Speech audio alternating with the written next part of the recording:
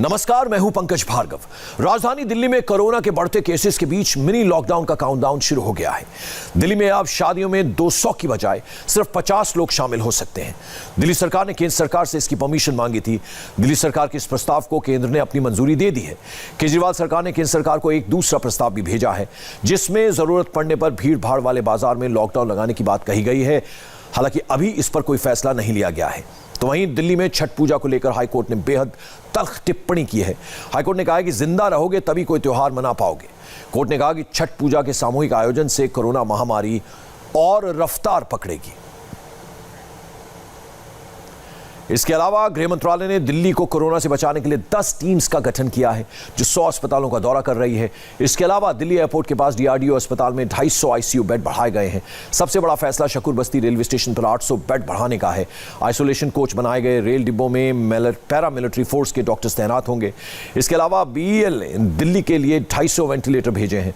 दिल्ली में इस हफ्ते से डोर टू डोर सर्वे शुरू होगा, जो 25 नवंबर तक चलेगा। सरकार नवंबर के आखिर तक रोज 60,000 आरटी-पीसीआर टेस्ट कराने की तैयारी कर रही है, ताकि जल्दी से जल्दी पॉजिटिव मरीजों की ट्रेसिंग हो सके।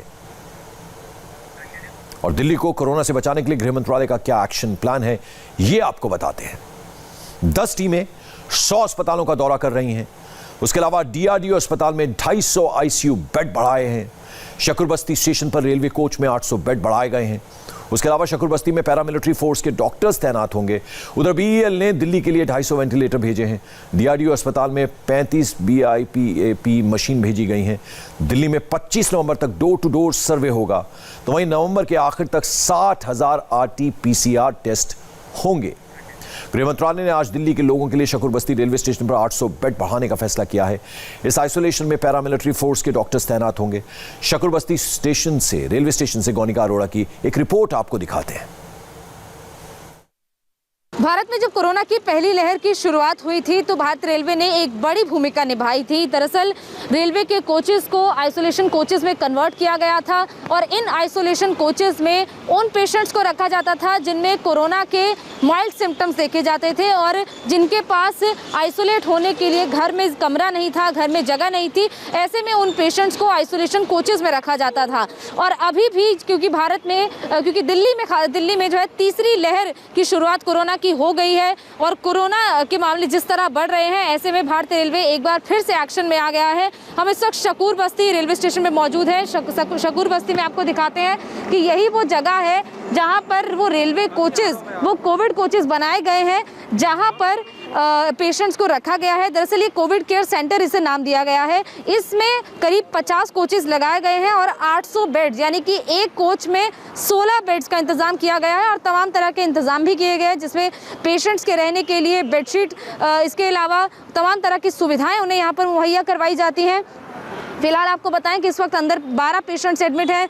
जिन पेशेंट्स के पास आइसोलेशन के लिए जगह नहीं है, उन्हें एम्बुलेंस के जरिए यहाँ पर लाया जाता है या फिर पेशेंट्स अपनी मर्जी से यहाँ पर आ जाते हैं और यहाँ पर आकर एडमिट होते हैं और जब तक उनका आइसोलेशन पीरियड खत्म नहीं होता है तब तक यहीं रहते हैं। और रेलवे की तरफ से ये पहल जो है, जब भारत में कोरोना की पहली लहर की शुरुआत हुई थी तब से ही की गई थी और इस तरह जो कोचेस हैं वो भारत के अलग अलग हिस्सों में अलग अलग रेलवे स्टेशन पर बनाए गए हैं, जिन्हें कोविड कोचेस केयर सेंटर का नाम दिया गया है और उन्हीं में पेशेंट्स को रखा जाता है। और जिस तरह गृह मंत्रालय की तरफ से एक ट्वीट भी आज किया गया कि 800 बेड्स अवेलेबल हैं शकुर बस्ती में और इस वक्त उसी शकुर बस्ती के बाहर मौजूद है हम, क्योंकि अंदर पेशेंट्स को रखा गया है। ऐसे में इस वक्त हम अंदर नहीं जा सकते, इसकी इजाज़त नहीं है और ना ही सुरक्षा के लिहाज से हमें जाना भी चाहिए। ऐसे में हम आपको बाहर से तस्वीरें दिखा रहे हैं कि किस तरह अंदर जो इंतजाम जो है वो किए गए हैं और तमाम तरह की जानकारी हम आप तक पहुँचा रहे हैं, क्योंकि भारतीय रेलवे ने एक बड़ा रोल निभाया है कोरोना पर लगाम लगाने के लिए। ऐसे में भारतीय रेलवे की तरफ से आगे और भी कई प्रयास इस मामले में किए जा रहे हैं। कैमरा पर्सन सुशील डोगरा के साथ गौनिका अरोड़ा, इंडिया टीवी, शकुर बस्ती, दिल्ली। आपको बता दें, दिल्ली में कोरोना को लेकर हालात इतने ज्यादा खराब हैं कि मिनी लॉकडाउन तक की बात हो रही है। कोई नहीं चाहता कि लॉकडाउन लगे, लेकिन लोगों की लापरवाही बड़े खतरे को बुला रही है। हमारे रिपोर्टर्स ने दिल्ली के अलग अलग लोकेशंस पर पहुंचकर हालात का जायजा लिया। गौनिका अरोड़ा सरोजिनी नगर मार्केट में गई। वहां की तस्वीरें बेहद चौंकाने वाली थी। दिल्ली में कोरोना के मामलों में जिस तरह बढ़ोतरी हो रही है, ऐसे में कई तरह की रिस्ट्रिक्शंस की दिल्ली में बात सामने आ रही है। ये भी अफवाह फैली थी कि दिल्ली में फिर से लॉकडाउन लग सकता है और दिल्ली की कुछ मार्केट्स में कई तरह की रिस्ट्रिक्शन लग सकती है, मार्केट भी बंद हो सकती है। इन सभी बातों पर दिल्ली सरकार की तरफ से सफाई आ चुकी है। दिल्ली सरकार का कहना है कि लॉकडाउन दोबारा दिल्ली में नहीं लगेगा, क्योंकि इससे पहले जो लॉकडाउन लगाया गया था वो ज़्यादा इफेक्टिव नहीं हुआ था। ऐसे में दिल्ली सरकार ने लॉकडाउन की बात से पूरी तरह इनकार किया है। हालांकि जो मार्केट्स हैं, वो खासतौर पर वो मार्केट जिनमें सबसे ज़्यादा भीड़ दिल्ली में देखी जाती है, जैसे कि सरोजनी नगर मार्केट, लाजपत नगर मार्केट, इसके अलावा चांदनी चौक, करोल बाग, ये तमाम ऐसे मार्केट्स हैं जिसमें लोगों की भीड़ त्योहारों के पहले से भी और त्योहारों के बाद भी अब भी लगातार बनी हुई है। और ऐसे में कोरोना के मामले इन मार्केट से ही सबसे ज़्यादा सामने आ जाते हैं। इसीलिए इन मार्केट्स में रिस्ट्रिक्शंस की बात जो है वो सामने आई है कि लोकल लेवल पर कुछ रिस्ट्रिक्शंस लगाई जाएंगी और इन्हीं रिस्ट्रिक्शंस के मध्य को ध्यान में रखते हुए लोगों की संख्या यहाँ पर कम हो जाएगी और ऐसे में कोरोना के मामलों पर थोड़ी सी लगाम जो है वो लगाई जा सकेगी। लेकिन जिस तरह इस मार्केट में रिस्ट्रिक्शंस की बात फैली है, उसको लेकर कई दुकानदारों में असंतोष भी है, क्योंकि दरअसल कोरोना के मामलों की संख्या जो है वो हर रोज करीब 6-7 हज़ार, 3-3.5 हज़ार ऐसे मामले सामने आ रहे हैं और लोगों की मौत जो है उसका आंकड़ा भी 100 तक पहुंच रहा है। ऐसे में सरकार के लिए चिंता का विषय है कि आखिर कोरोना की जो तीसरी लहर दिल्ली में चल रही है उस पर लगाम कैसे लगाई जा सके, क्योंकि दिल्ली में टेस्टिंग की फैसिलिटी को डबल किया जा रहा है, बेड्स की संख्या को बढ़ाया जा रहा है, मेडिकल स्टाफ को बढ़ाया जा रहा है, लेकिन उसके बावजूद जो वेंटिलेटर्स की संख्या और बेड्स की संख्या वो भी पूरी नहीं पड़ रही है। बेड्स की और वेंटिलेटर्स की भी कमी देखने को कई अस्पतालों में मिल रही है। हम इस वक्त सरोजनी नगर मार्केट में मौजूद है और यहाँ की तस्वीर आप देख ही रहे हैं कि कितनी भीड़ इस मार्केट में है और ये भीड़ जो है वो पिछले कई दिनों से बनी हुई है। इसी तरह लोग सोशल डिस्टेंसिंग का पालन बिल्कुल भी नहीं करते हैं। कई लोग बिना मास्क के ही मार्केट में घूमते रहते हैं या मास्क को सही तरीके से नहीं पहनते हैं। ऐसे में कोरोना का संक्रमण का खतरा सबसे ज़्यादा इन मार्केट्स में रहता है, क्योंकि लोग लापरवाह हो जाते हैं जब शॉपिंग करते हैं और जब लोगों से पूछा जाता है कि आखिर आप एक दो सोशल डिस्टेंसिंग का पालन क्यों नहीं कर रहे हैं, तो लोग अटपटे जवाब देते हैं। इस बीच आपको बता दें, दिल्ली में डीआरडीओ ने अपने अस्पताल में 250 आईसीयू बेड बढ़ा दिए हैं। डीआरडीओ कोविड अस्पताल से जतिन शर्मा की इस रिपोर्ट को देखिए।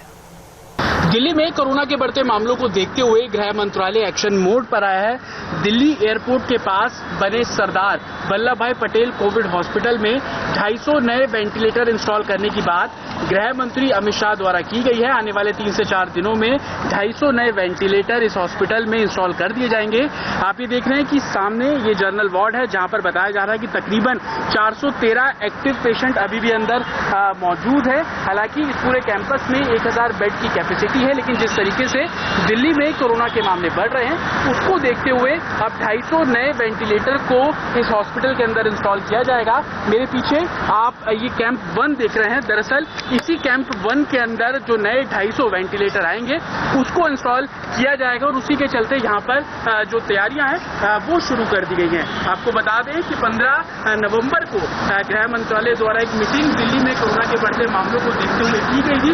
उसमें ये फैसला किया गया था कि एयरपोर्ट के पास जो डीआरडीओ का सरदार वल्लभ भाई पटेल हॉस्पिटल बनाया गया है, इसके अंदर 250 नए वेंटिलेटर इसी कैंप 1 के अंदर अब इंस्टॉल किए जाएंगे। साथ ही डॉक्टर्स और जो पैरामेडिक्स स्टाफ है उसको भी यहाँ पर बुलाया जाएगा। आपको बता दें कि तकरीबन 45 डॉक्टर और 160 पैरामेडिक स्टाफ जो हैं वो अब दिल्ली पहुंच चुके हैं, जिनमें से कुछ को इसी डीआरडीओ का जो हॉस्पिटल है यहाँ पर डिप्लॉय किया गया है। साथ ही कुछ को छतरपुर में जो कैंप है वहां पर डिप्लॉय किया जाएगा। तो अपनी तरफ से गृह मंत्रालय ने कमान संभाल ली है ताकि दिल्ली में कोरोना के जो मामले बढ़ रहे हैं उस पर कहीं ना कहीं लगाम लगाई जा सके, जिसको थर्ड वेव के तौर पर भी देखा जा रहा है कि थर्ड वेव है, कोरोना के केसेस दिल्ली में ज्यादा हो रहे हैं, मेडिकल फैसिलिटी का अभाव ना हो, उसी के चलते गृह मंत्रालय ने फैसला लिया है, जिसको लेकर अब यहाँ पर तैयारी शुरू कर दी गई है। कैमरामैन अनुज के साथ जतिन शर्मा, इंडिया टीवी, दिल्ली।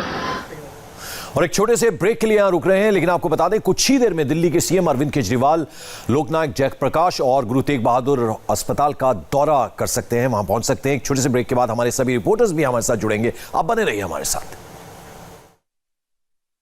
कमाल का